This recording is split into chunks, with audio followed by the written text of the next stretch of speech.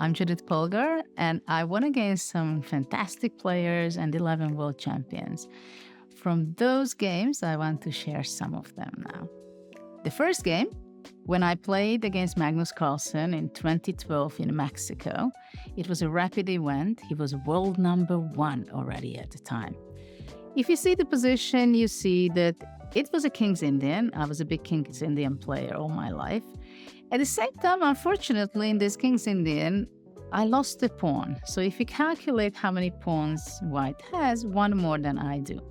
But there was one thing I was really aiming to do in this position, to go f5, breaking up the position, looking for counter chances.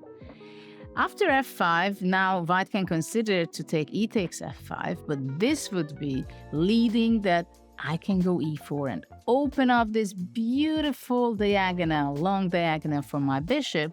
So this is something definitely Magnus wanted to avoid, because this is the heart of a King's Indian player. Because if this bishop gets power, especially when the king is on the queen side, it can be extremely dangerous. So this was, I think, not even a consideration for Magnus.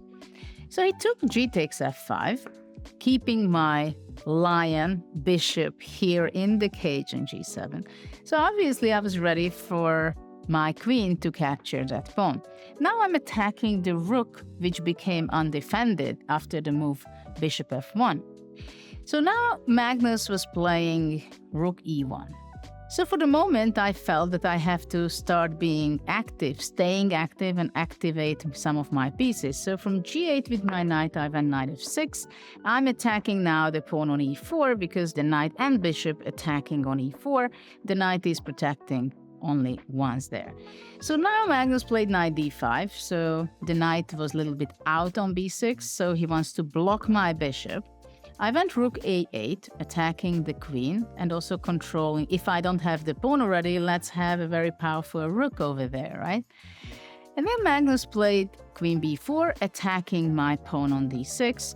I was continuing to develop or more protect the d6. So Magnus wanted to stabilize the position and went f3, stabilizing the central pawn on e4. And incredible, but this move is a double question mark. And after this move, I realized that I have a move which is amazing because you see that we are having full board position. Only several pawns are off the board. And I went now for one move, queen h4, only one square forward. And basically, the problem is that not only I'm attacking here, but after rook c1, I can take on d5. And this was the game, basically. I started out with the bad move order, but we ended up takes, knight takes d5, and after that, I won material. So this was the game which I won against Magnus Carlsen. It was very memorable because we had a very tough match, and of course it was something shocking for Magnus that basically after f3, queen h4, the game was lost. And now I want to show you another game of mine, which is very close to my heart, my victory against Anand. I was playing this game in 1998 in Vacanze, and it was very interesting because in my first games against Anand, I won 2 games. And then later on, we were playing many rapid games and blitz and classical, and somehow at the end, the result was not very much favorable for me. And I decided, you know what? I'm not going to be making an interesting game and lose at the end. And after that, this was our first game. And it was very interesting that I stopped this series of losing against Vichy. And this was a Najdorf Sicilian. And this was one of the critical moments of the game, because here I'm threatening, or more to say, I'm planning to play h5. And this is a typical question for you when you play, whether you're a weaker player, stronger player, world champion. Should black go h5 to block my pawn, or it's better just to sit and wait and white go h5 and then maybe my bishop can come out and be active? And in this position, Vichy was thinking sometime, not so much, and he went king g7, Objectively, h5 was the right move, and after that it's very difficult for white to improve the position. After king g7, I went h5 without hesitation, obviously. So let's jump to that position where the next critical phase of the game happened. So now I started to make a very special plan. I was very proud of it because this is already very powerful. On the c5, I'm having a battery. But in some cases, it's much better to switch the two pieces. So what I did, and realized that how powerful it can be, because in this position, if I would just go rook c6, practically game could be over because it can be very powerful, or rook c8. So once I figured that out, I just played queen e3, trying to give a hint that on the h6 it can be weakness because we have a 64 square in a chessboard, so you have to use the whole board. And after king g7, stopping my queen, moving to h6, then I went rook c4 with the plan of going queen c1, regrouping, changing, switching places with the rook and the queen, and later on I was entering to the very important squares to c8 and then bringing my queen. And then we reach this position where I can dream of doing these kind of things to rook a8, rook a7 to push away. So it's getting already very shaky for black.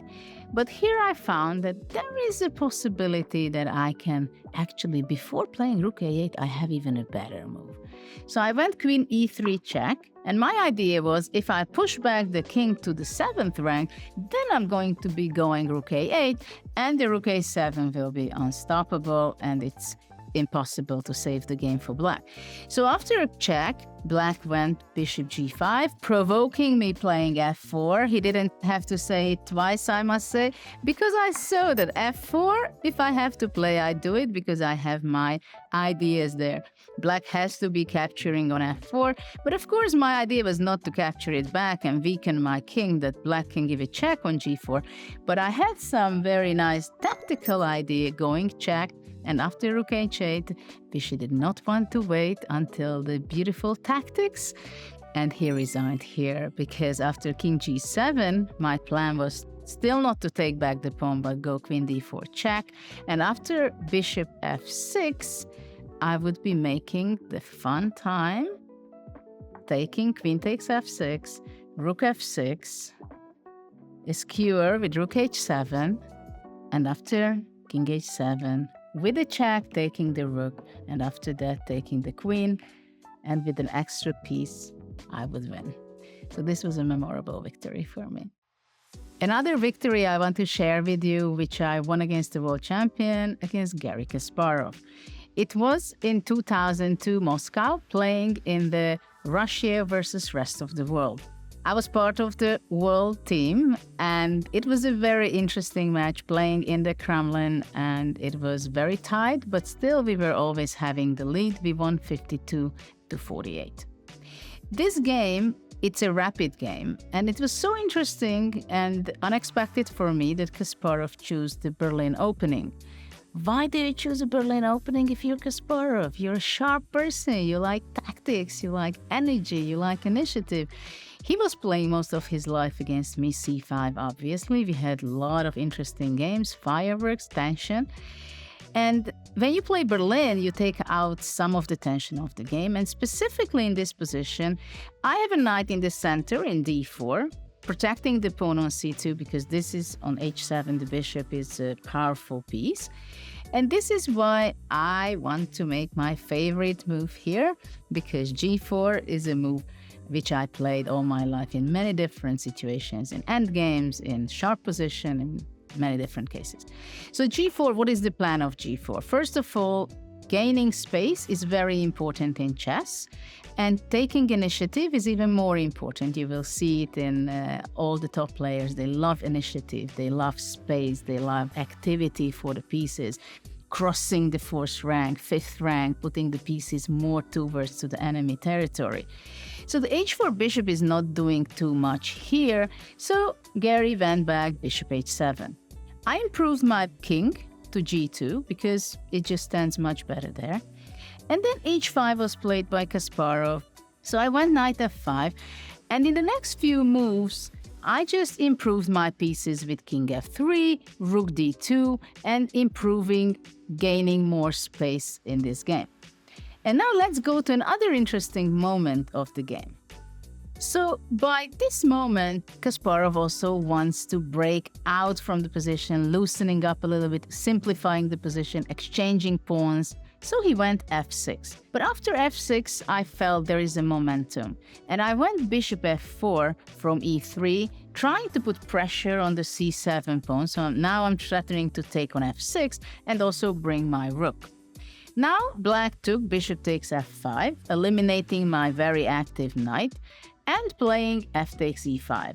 Of course, you can imagine how uncomfortable Kasparov felt in this position. It is very clear that black is the player who is struggling to save the game, and in this position, maybe bishop e5 was the expected move for Garry, but then rook c8 defending, so the game goes on. But now I played a very important move, and I think it's very instructive. When you have active pieces, and when someone takes a piece, you should not take back instantly. Think about it. Maybe there is a better version of capturing that back, not immediately, but maybe a move later. So this rook was not playing in the game so far, and finally I was able to go rook e1 and have a pin over the pawn on e5, right? So Kasparov played bishop d6, defending the pawn. Obviously, I'm ready to take anyway. And then he was kind of hiding with his king behind the bishop. So he was hoping that if I would be capturing and I would go rook e6, then he can go, for example, d5 and kind of moving on the game. It's not so pleasant for black, but it's probably roughly equal. But in this position, he forgot, or things were happening too fast. I can refine this idea by playing c4 and using the other pin. So now threatening with c5, winning the bishop. If black would go b6, I would just strengthen, reinforce this idea and want to go c5. And when Kasparov played c5, already now with very different circumstances, I can capture on d6, takes, and rook e6, and you see the d5 square is not protected. It's a weakness, but the biggest problem for black that I'm going to be capturing this pawn. And after this, it was just completely hopeless, the game for Kasparov. I needed a little technique to win the game, but I did it, and it was a victory of my life in some ways in that moment. So it is something very memorable. Another fantastic memory I have from 1993, where I was fortunate to play a 10-game match with ex-world champion Boris Spassky, shortly after his rematch with Fischer in '92. And it was practically the most memorable match of my life, I can say, because we had a lot of interesting games. This was game 2. And I was playing with the white pieces. Obviously, it was the Breyer opening, which is very much the pet system for Boris Spassky. He was very well prepared. He had a lot of experiences, a lot of great games in that also. And here you see the position where after queen h4, I went to play a move g5. And I was hoping that maybe this queen can get in trouble. But I think Boris had in mind that, there is no way I'm what can get in trouble. I cannot go f3 and king f2 and trap this because the knight would be hanging. So after c5, I found something very special. And I remember I was so proud that I was just so excited about it because I knew that it's going to be a shock for Boris Spassky. And I went with the knight to f1. At first, it does not seem to be anything special. What's the big deal about it? Do I want to play f3 or what do I want to do? And actually, that was not the idea I had in mind. I tell you what I had in mind. After f6, I went g3, queen h3, and I continued my really cool plan, playing f3. And my plan was very simple. Of course, by this time, Boris understood that he has to rush and do something about my plan of playing rook e2, rook h2, trapping the queen. And of course, the king is not really standing well for this action. So black took f takes g5. I had the time to go rook e2 because black is still not able to go back with the queen because with my pawn chain, every important square is controlled. Boris played knight f6. And now I went g4. No, no, no, no, no. Please, queen, don't even think about it to go backwards to d7. But now I give up another pawn. So this was something not expected. And as g4 is my patent and my favorite move, here also it served me very well. After queen f3, sacrificing the second pawn in this position, now I went with the knight to h2. And after black went to h3, I was bringing my other rook from a1 all the way to f1. Now I'm threatening to capture the knight, but more importantly, I'm ready to go rook f3. So black took, knight takes g4, but of course it's never so simple as we want it to be. I went rook f7 check. Now bishop g7 was not the best move, but I want to show you how the game continued. Knight takes g4, queen takes g4. I have 3 pawns down for the moment. I gave 3 pawns for initiative and attack. After rook g2, black went queen h3. And here it's understandable that once I took the bishop, it is very important that I keep the attack. Now black played rook f8. And now I found the simplification, because that's part of the game. It's not enough to have the initiative, then to have an attack, then to have a winning position, but you also have to be converting it.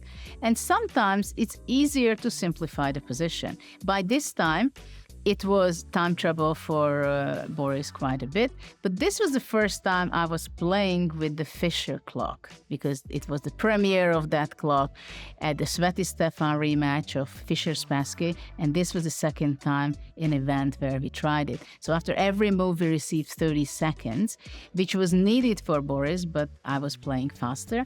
And now I simplified the position by taking bishop g5, takes queen g5, queen h6. You may say, which I believe that Boris thought, that rook h2 is not possible, seems to be a winning move, but still you have to be careful until the very last moment, because after rook h2, black could go rook f1, deflecting the king, and then it would be only an exchange. So rook h2 was not my plan. My plan was simply to take, give it check, pushing away the king, and then capture the bishop. And with a piece up, Boris Spassky resigned. We have many other interesting games, but this was the first victory on the match. This time I want to share with you my victory over Anatoly Karpov, the fantastic legendary world champion himself. This was in 2003, playing in Vaikanze. This was basically, I can say, the most memorable tournament for me from success point of view. And it's a huge festival where you see about 1,000 people, from the amateur section all the way to the very top players of the world. Even though it's very cold, it's freezing, every chess player's dream is to go there and participate, because it means that you're someone really special, great player in the world. So this was the case with me also. It was not the first time that I played there. I started out playing in the B group long time ago, before this game, more than a decade before. And this tournament was very special, not only because I won against Anatoly Karpov, the first classical game I played.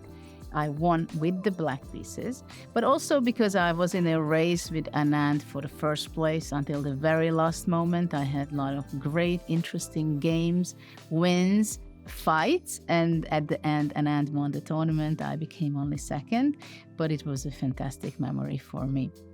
So in this position, white just played, it's a Queen's Indian, and Karpov played rook d1, not developing with his bishop yet.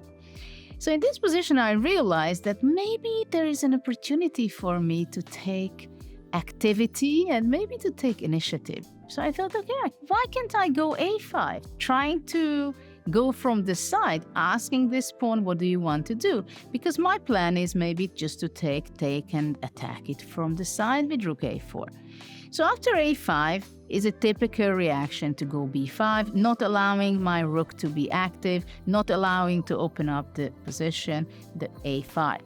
But after b5, I had my plan to go the very quiet move rook c8. As the queen is standing on c3, I want to break out with c6, so I'm forcing white to lose a tempi. This is what happened. Karpov played queen b3, moving out of the c file, getting ready for my c6. But after c6, white did not want to play bishop e2 or d3, wasting time after c takes b5 and then the bishop takes in 2 moves. So Karpov made a mistake and somehow he completely forgot some tactical opportunities for me. He took on c6. I was happily taking this back, and my plan was that if, let's say, white is going bishop e2, I can also consider to play b5 at some point, because if he takes rook b8, there are great tactical opportunities for black.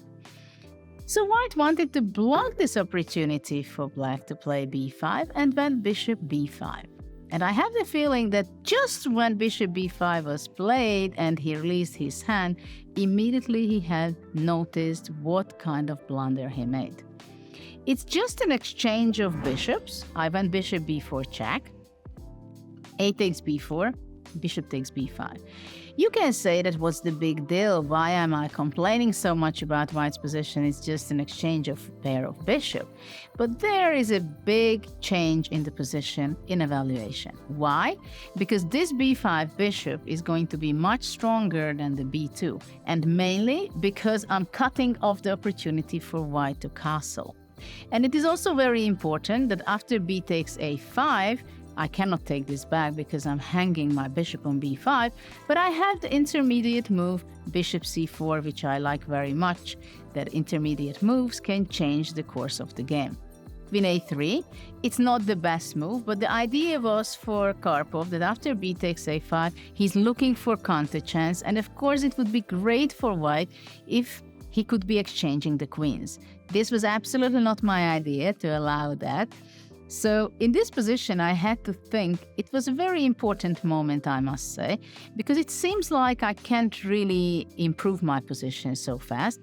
I went bishop b5 because I wanted to open up the tactical opportunity for my rook to go to c2. Now he went d5. Of course, he wanted to simplify it a little bit and opening up the bishop, looking for counter chances. Still, I went rook c2, rook d2, and after rook d2, it was a very important move, queen c8. Because after queen c8, I'm threatening, for example, to take rook b2. So there are endless tactical ideas in these kind of positions. White went back for this reason to play queen a3. After that, I took king takes d2, trying to bring the rook to c1. After knight b6, I will stop here because you see already in the position that I took over. I have the initiative, I have the attack, and I won the game also. So this was the first classical game victory against Karpov for me. And in this year, actually, I followed it with some others, which was a very memorable year for several reasons.